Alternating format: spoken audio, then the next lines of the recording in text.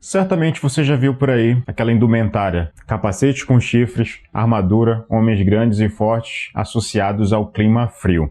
Sabe de quem eu estou falando? Não sei. Do povo viking. Quer saber um pouquinho sobre como esse povo conquistou grandes territórios além dos mares? Fica nesse vídeo que a gente vai falar um pouquinho sobre isso.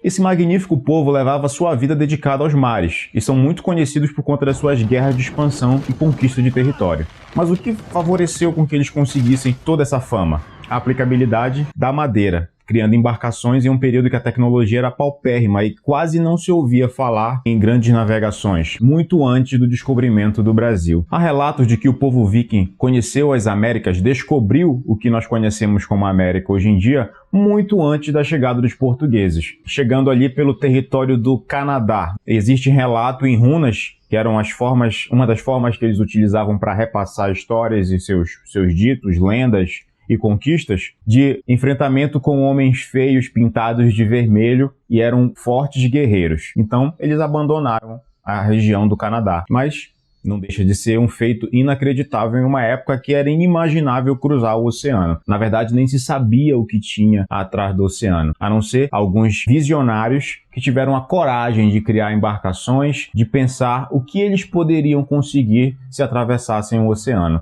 Há relatos também de que houve pequenos contatos com o povo árabe, pequenas comercializações que fomentaram essas ideias entre esses vikings, para ter essa vontade de descobrir novos territórios, que fizeram que eles atravessassem os oceanos e conhecessem o que é a Europa. França, que era o Reino Franco, a região da Nortúmbria, que foi a primeira região que foi atacada. Isso tudo pode ser visto, inclusive, na série que tem disponível na Netflix. Mas, voltando para as embarcações, o grande diferencial dessas embarcações era a construção delas, que começava muito antes da fabricação da embarcação em si. Começava lá na coleta da madeira, na escolha dos troncos que iam servir para fazer as embarcações e as partes dessa embarcação. Não era uma embarcação semelhante à dos índios que nós temos aqui, dos índios amazônicos, que em grande parte é um tronco grande em que eles cavam até ficar no formato de uma canoa. Ou seja, uma pequena canoa, um caiaque, vamos dizer dessa forma. Os vikings construíam barcos que eram utilizados inicialmente em torno de 4 a 10 árvores para poder criar um barco, sendo que uma árvore era basicamente para fazer o eixo central desse barco.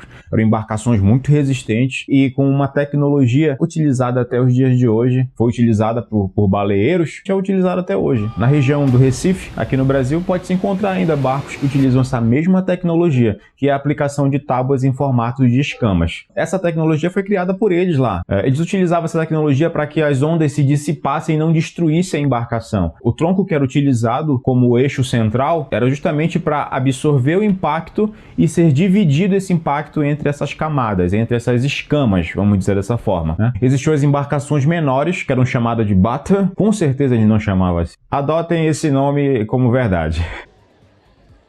Tá bom. Ou ferry. Eu não sei se é firing, feeding. Corta isso aí, editor.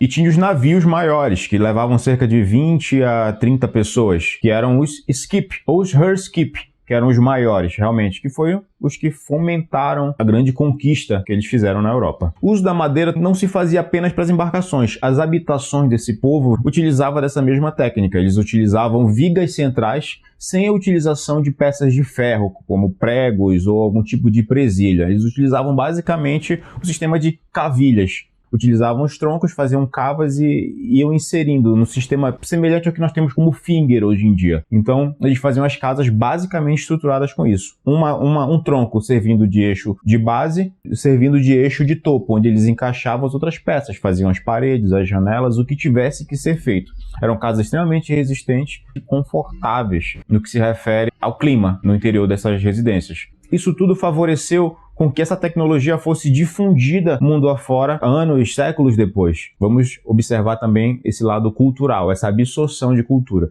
Visto que o povo viking existe até hoje, ele não acabou, ele simplesmente foi absorvido, foi mudando a sua cultura, foram se convertendo ao catolicismo, semelhante ao que aconteceu no Brasil, ao processo de evangelização que teve no Brasil anos atrás, mas isso é assunto para um outro vídeo. Se você tem alguma contribuição, gostou do tema, acha que faltou alguma coisa para falar, comenta aí embaixo, que de repente a gente faz uma parte 2, a gente troca um comentário, comenta no nosso Instagram lá, @Florestal Brasil, segue a gente lá também e se inscreve no canal aqui, Florestal Brasil no YouTube. Beleza? Valeu, abraço!